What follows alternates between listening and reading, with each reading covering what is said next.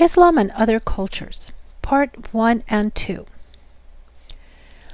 As Islam spread east and west, beginning as early as the first decade of the 8th century, Islamic influence is seen reflected in the art that was produced in regions to the east as far as China and to the west, showing up in Jewish and Christian art alike.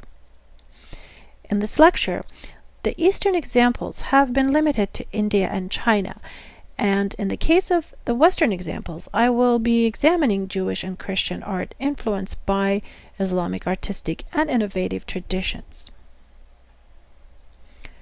As visible by the arrows in this map, the great path of Islamic expansion of ideas, art, and culture falls on the same paths as the major trade routes.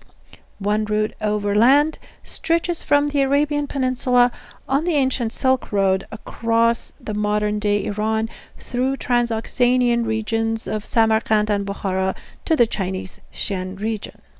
By sea, this route went south toward the major port cities in India, toward Indonesia, and then north toward China. In each region, the Islamic principles and thoughts were mixed with local customs, ideas, culture, and art, while in turn it was influenced by the established artistic traditions.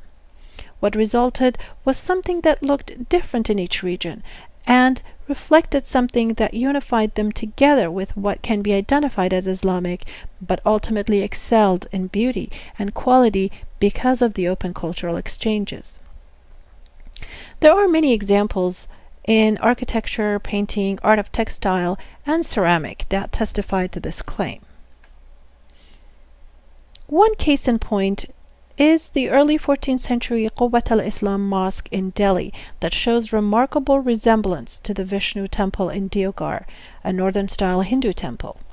The beehive-shaped dome in the Hindu example was transformed into a round dome more identifiable as Islamic, but the block shape of the building, the raised platform, the architectural rectangular raised shapes toward the top, and the repeating of the same elements on all sides indicates the connection between the building of the mosque and the earlier structural model. Therefore, even though the model came from another religious tradition, it served as a foundation for what became necessary by the new religion entering the region. Another example is in the field of painting that shows Islamic influence. The style of painting that was established in India in the 16th and 17th century following the founding of the Royal Atelier on the orders of the Mughal Emperor Akbar Shah, which was modeled after the Persian Safavid Royal Workshop, became a distinct style in its own right. When comparing an example of the Persian painting and Indian painting, both from 16th century, we notice similarities for sure, but many differences as well. In the Persian example, there is a tendency toward a flattened space, with pattern-like elements in which the figures are treated just like the vegetal motifs. In the Indian painting, however, there is a more naturalistic sense of space in which the animated figures tend to appear more flexible and believable, hence reflecting the Indian tradition of rendering with concern for natural plausibility. The figures are depicted larger in the Indian painting in relationship to the surrounding space, and the emphasis is placed on the figures and their actions. In comparison, the Persian painting has a unity that is seen both in the curvilinear bodies of the dancing figures in the foreground and as it is echoed in the sinuous and twisting branches of the trees and the plants in the background. Such preoccupation with naturalism in Indian art of the Mughal period is also seen in the works of embroidery. The silk royal riding coat in this image is a prime example in that it shows the depiction of animals and plants in a realistic and naturalistic way, both in forms and colors. Artifacts in the form of textile were easily transported from one location to another, and with it designs and techniques were also transported. A fragment of a Chinese pattern that is found on an Ottoman velvet brocade is a case in point. In fact, there were many highly prized and sought after objects that were exported from China that upon their arrival in the Islamic regions served as sources of inspiration for the production of other objects. In this 15th century scroll, the transport of Chinese blue and white remarkably alongside the depiction of various ethnicities is clearly visible.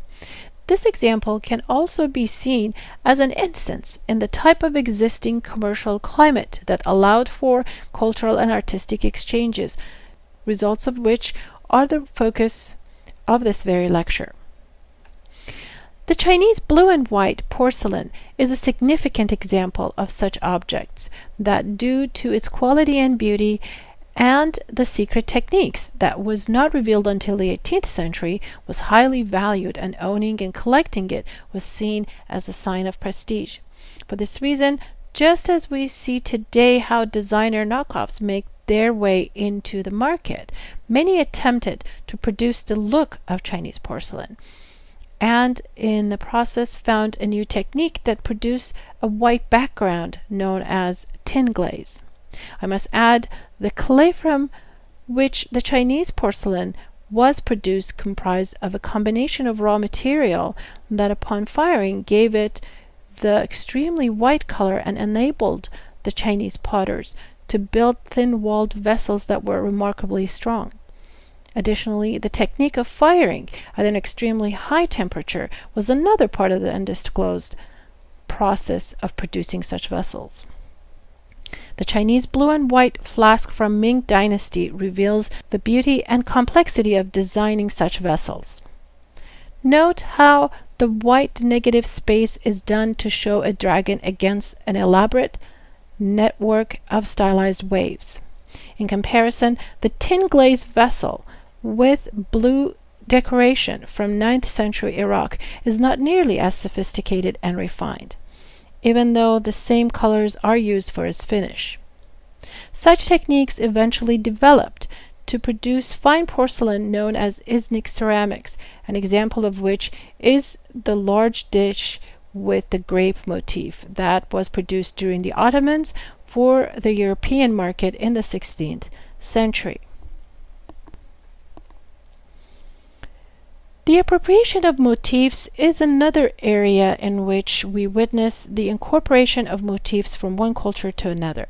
The Chinese lotus flower, encircled in red in this picture, and the auspicious animal motifs such as the crane and tortoise, encircled in black in this slide, are among those that can be found in the example of the Egyptian or Syrian basin and the silk and gold tapestry from the Uyghur culture. Such objects, while utilizing such symbols clearly borrowed from another culture, namely Chinese, contain Islamic or Arabic inscriptions that identify them as Islamic. Other artistic conventions found their way into Islamic paintings, such as the floating scarves that signaled the presence of beautiful, graceful, and modest ladies. Note in the lacquer painting depicting the story of Ban Jiao, the detail scene shows the modest ladies by their garments and their flowing sashes. Same convention, in a more stylized fashion, is seen in the Herati painting of Humayun and Humayun from the 15th century album painting.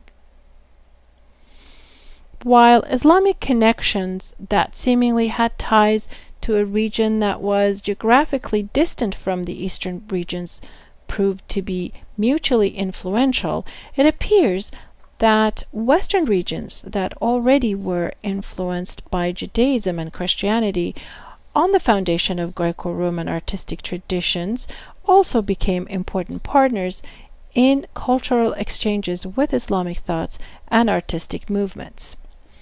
If in the two examples of decorative pages from the Book of Bible from 13th and 11th century something looks familiar to you, it is because you might recall the Umayyad motifs from the palace of Madinat al-Zahra in Spain and Qasr al-Hayr West in Syria.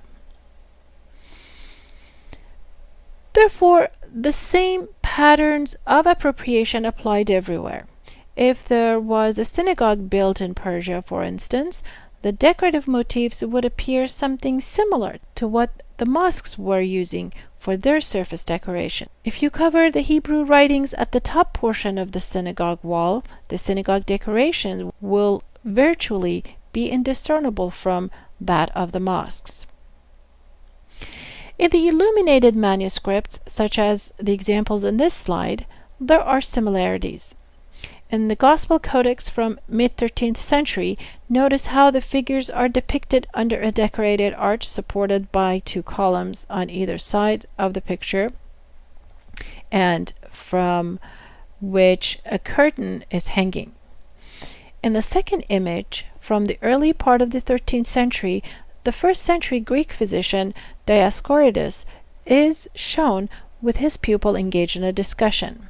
This image comes from an Arabic translated manuscript that shows the figures in contemporary Muslim attire instead of Greek toga. The Christians under the rule of Muslims in Spain were called Muzarab, which is taken from the Arabic term Mustarab, meaning Arab to be. Christians in the Islamic lands included the Armenians, who contributed greatly to the architecture in Islamic regions. The structure of grand and fortified gates to the city of Cairo during the Fatimids was the result of the collaborative work of three Armenian architects. The Armenian Church of Akhtamar in Turkey is another example of the Armenian master architects in building with stone in monumental scale. Among other examples of Islamic artistic influence are the grill windows in St. Mark's in Venice and the Mugharnas, which is a complex bracketing system in Cappella Palatina or Palatine Chapel in Palermo, Sicily, the palace chapel of the Norman king, King Roger from the mid-12th century. Islamic influence through the trade or political dominance, of course, is seen in other parts of Europe and later can also be found in European paintings. The painting called Ambassadors by Holbein includes a Turkish carpet that became popular and known as Holbein pattern because luxury goods from the Islamic lands were seen as objects of prestige and refined taste. The textile produced in Islamic lands that displayed Arabic inscriptions in gold was deemed opulent and beautiful enough to be included in paintings of Mary and baby Jesus. It is important to note that such elements were adopted strictly for decorative purposes. For this reason, we see artists basically treat the inscriptions as decoration and trims on such garments. Thus, sometimes art historians refer to such inscriptions as Pseudo-Arabic or Pseudo-Kufic, depending on the style. While for centuries the Europeans looked toward the Islamic culture for fine living and cultured taste, this positive perspective on the art and culture of Islam will change as we approach the 19th century.